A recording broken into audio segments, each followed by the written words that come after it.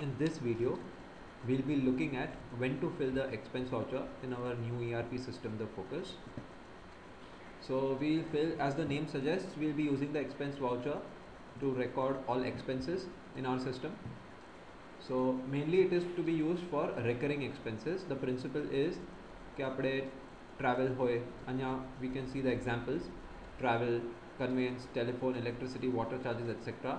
Basically whatever expenses which are recurring અને જે expense already થઈ ચૂક્યો છે એનું આપણને બિલ આવ્યું છે. ફોર એક્ઝામ્પલ ટેલિફોન લઈએ તો ટેલિફોન કંપનીને આપણે પૈસા આપવાના જ છે, તો એની માટે આપણે એક્સપેન્સ વાઉચર ભરશું. ઓબ્વિયસલી એમાં અપ્રુવલ રહેશે. ધ એચઓડી કેન ક્વેશ્ચન કે why the bill is so high, but finally the service has already been accepted by us, એની માટે આપણે બિલ ભરવાનું છે. તો એવા જે એક્સપેન્સીસ છે પ્યોર, એની માટે આપણે એક્સપેન્સ વાઉચર યુઝ કરીશું. તો વિચ ટ્રાન્ઝેક્શન્સ માટે આપણે કયા ટ્રાન્ઝેક્શન માટે એક્સપેન્સ વાઉચર નહીં ભરીએ? તો દે આર ગુડ્સ આપણે મંગાવીએ તેની માટે આપણે હેન્ડ્સ ઓન ટ્રેનિંગમાં જોયું છે. ઇન્ડેન્ટથી આરએફપી સુધીની આખી ડોક્યુમેન્ટ્સની સાયકલ છે એ યુઝ કરશું. સિમિલરલી સર્વિસીસ માટે પણ સેલ્ફ ઇન્ડેન્ટથી આરએફપી યુઝ કરશું, એની માટે we will not use expense voucher.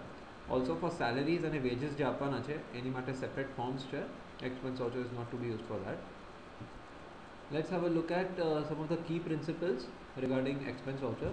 So it can be used for all types of expenses, like પેટી એક્સપેન્સીસ લો વેલ્યુના હોય, બોલપેન આપણે મંગાવી હોય કે એક ટેક્સીનો ફેર હોય તો એ રેકોર્ડ કરવા માટે પણ we can use the expense voucher.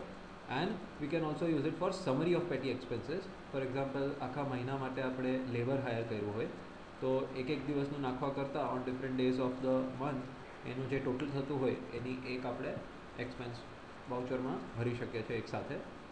It is again આપણે જેમ જોયું not to be used for services, એટલે પેઇન્ટિંગ હોય કે ફોર સમ સ્પેશિયલ પ્રોજેક્ટ આપણે કોઈ કન્સલ્ટન્સી સર્વિસ કોઈકની લીધી હોય કે કાંઈ ડિઝાઇનિંગ બહારથી કરાવ્યું હોય તો એવા ઇવેન્ટ સ્પેસિફિક જે પણ એક્સપેન્સીસ હોય, સર્વિસીસ હોય, એની માટે આપણે એક્સપેન્સ વાઉચર યુઝ નહીં કરીએ. એની માટે આપણે સર્વિસીસ માટે જેમ કરીએ છીએ એમ will be using self indent to આરએફપીની સાયકલ. ના જેમ આપણે આરએફપી માટે આરએફપીની સાયકલ હોય તો એમાં આપણે વેન્ડરનું ઇન્વોઇસ ભરીએ તો એમાં પાછળ આરએફપી નંબર લખતા હતા. એવી રીતના જ એક્સપેન્સ વાઉચરમાં પણ when we have to submit the hard copy of the invoice, the bill of the vendor to accounts department, એમાં આપણે પાછળ એક્સપેન્સ વાઉચર નંબર લખશું so that accounts can refer to this document and take action on the same. One important principle is કે for one bill there will be one voucher. એટલે એક બિલને we cannot divide it up into multiple vouchers, અને એક વાઉચરમાં એક બિલથી વધારે પણ નહીં આવે. It is one bill to one voucher.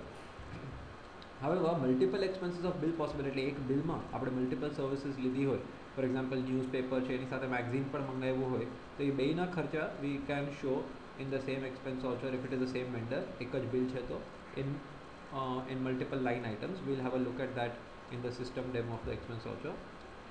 Now if the bill value is less than the expense voucher value, then it will not be accepted. Obviously અગર જે વેન્ડરે બિલ આપ્યું છે એની વેલ્યુ અગર 800 રૂપીસ છે ને આપણે 1000 રૂપીસનું એક્સપેન્સ વાઉચર ભરીએ છીએ તો આવા કેસમાં account will not release the payment.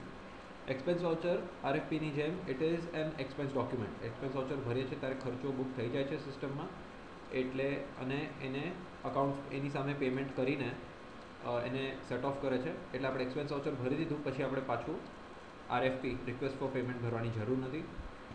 Expense voucher હવે આપણે જ્યારે એડવાન્સ લીધું હોય, કોઈપણ ખર્ચા માટે આપણે એડવાન્સ લીધું છે અકાઉન્ટ્સમાંથી અને એની અગેન્સ્ટ આપણે જે એક્સપેન્સ કર્યો છે એ આપણને એની માટે એક્સપેન્સ વાઉચર ભરવું છે.